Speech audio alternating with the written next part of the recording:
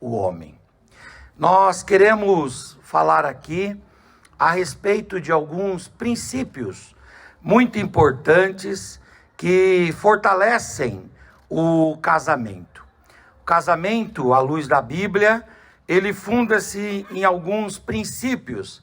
E aquele casal que constrói a sua união conjugal sob estes alicerces tende a ter uma vida longeva e também feliz. E eu sei que é isso que Deus quer para vocês. Um casamento longevo e um casamento feliz. E para isso é necessário construir esta família sob estes fundamentos. O primeiro deles é que o casamento é uma aliança sagrada. E isso deve ser levado em consideração. No livro do Gênesis, capítulo 2, versículo 24, encontramos aquilo que é a base do casamento, quando diz assim: por essa razão o homem deixará o seu pai e a sua mãe, e se unirá à sua mulher, e eles se tornarão uma só carne. O casamento é uma aliança sagrada entre um homem e uma mulher, onde eles se comprometem. Vocês hoje estão tomando aqui compromisso de amar, cuidar e apoiar um ao outro. O casamento é tão sagrado que foi Deus quem fez o primeiro casamento. Não foi pastor, não foi padre, não foi rabino, foi Deus. Deus celebrou o primeiro casamento. O casamento é tão sagrado que lá no livro de Malaquias fala que Deus é testemunha dos casamentos. Hoje vocês têm aqui a presença dos parentes, tem aqui a presença de amigos, tem aqui a presença daqueles convidados, mas acima de todas estas presenças, tenham certeza, Deus está aqui. E Ele está aqui porque a palavra de Deus garante que Ele é testemunha dos nossos casamentos. O casamento é tão sagrado que Cristo começou os seus milagres num casamento.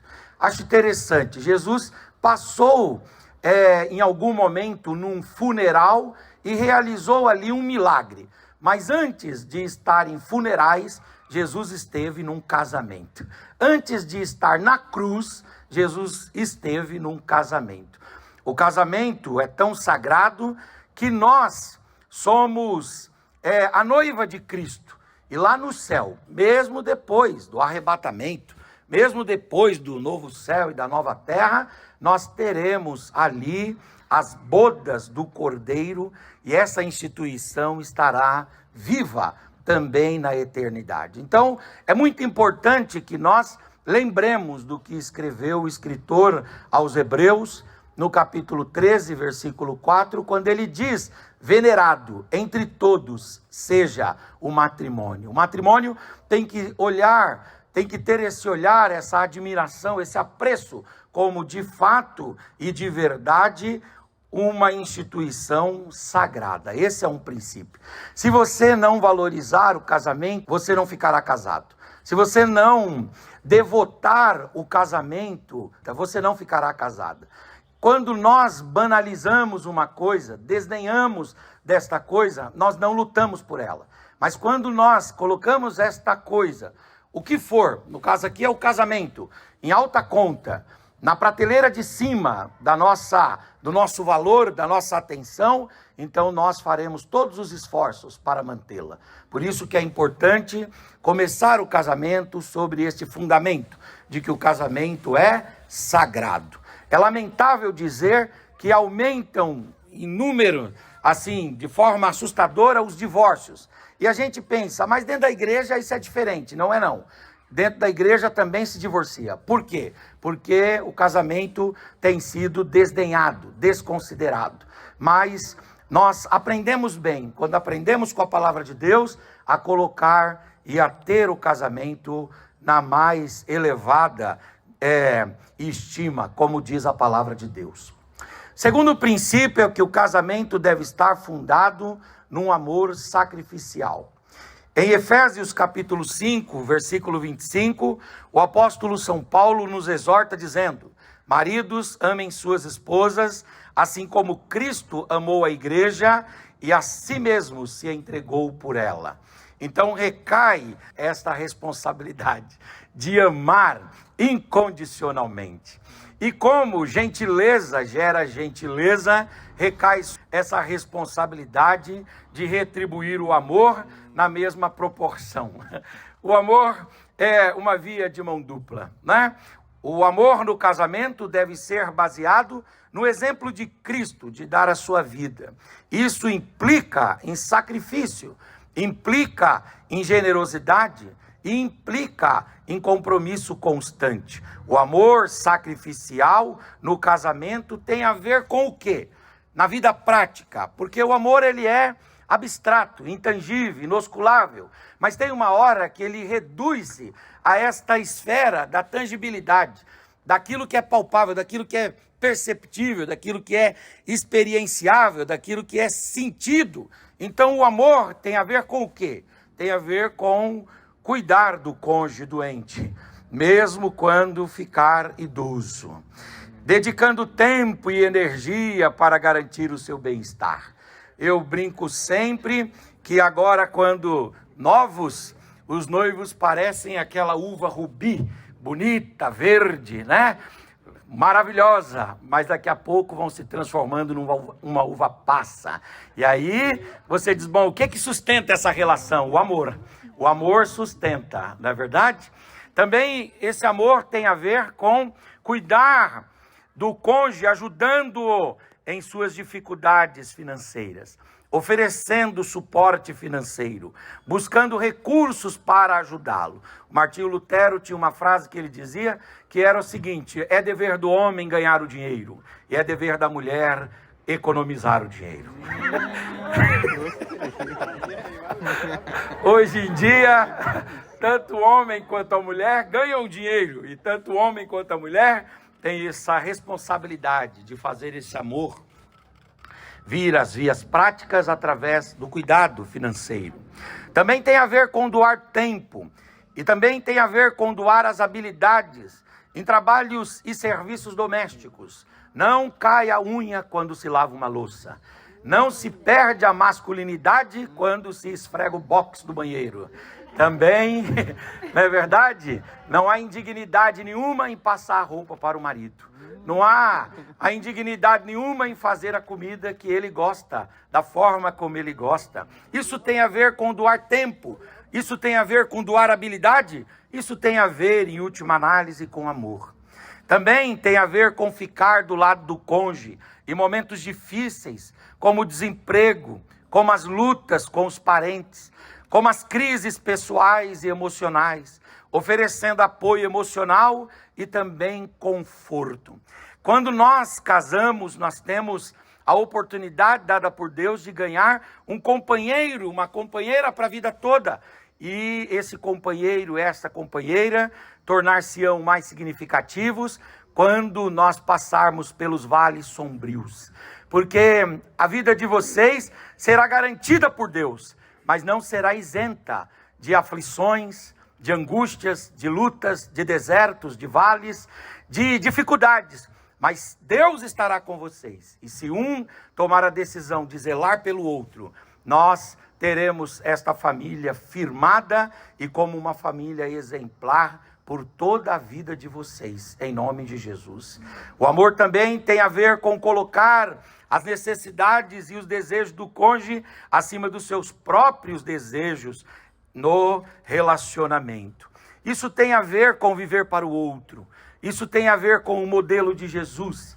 Não é que você vai mitigar os seus sonhos a ponto deles não se concretizarem. É que você vai levar o seu sonho, mas na medida que você leva o seu sonho, você leva o do outro também. Ajudando o desejo, o sonho, o plano, o projeto, a carreira, aquilo que tiver ao seu alcance, fazer para que o outro fique bem, façam. E aí o casamento terá um amor que desce as raias da prática, que desce as vias práticas. O amor é a marca do casamento. E o casamento, ele deve fundar-se nesse amor sacrificial, o amor de Cristo, em nome de Jesus. Um terceiro princípio é que o casamento deve estar firmado na comunhão espiritual com Deus. É muito importante que decoremos Provérbios 3, 5 e 6, quando diz: confie no Senhor de todo o coração, não se apoie na sua própria inteligência, lembre-se de Deus em tudo que fizer, e Ele lhe mostrará o caminho certo a percorrer. Quando nós estamos construindo a família, nós devemos admitir uma incapacidade de conduzir a família sozinhos. Eu gosto muito de um teólogo londrino, em inglês, chamado Gilbert K. Chesterton. E o Chesterton, ele dizia o seguinte: famílias não se compram na prateleira, não se compram nas lojas, não se compram na padaria. Não, família tem que ser construída dia a dia. Você pode comprar uma casa, mas uma família você não compra. Você pode comprar, às vezes, um carro, mas uma família para colocar lá dentro você não compra. Essa família tem que ser construída. E nesse processo de construção, nós não podemos intentá-lo sozinho. Nós precisamos da bênção de Deus. Então, o que o Salomão está falando é: tudo que você for fazer, leve Deus em conta. Inclua Deus, chame Deus, inunde a sua casa da presença de Deus. E eu tenho certeza que assim, fundado na comunhão espiritual com Deus, esse casamento será um casamento feliz. Bem-aventurados são aqueles que levam em consideração o Salmo 127, que diz: em vão trabalham aqueles que edificam a casa, se Deus não a edificar.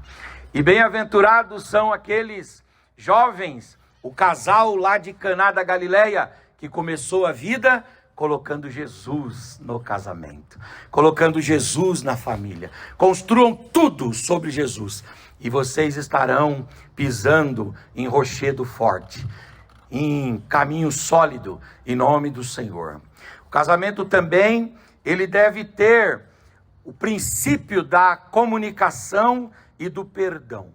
Em Efésios 4:32 lemos: antes, sede uns para com os outros benignos, misericordiosos, perdoando-vos uns aos outros, como também Deus vos perdoou em Cristo Jesus.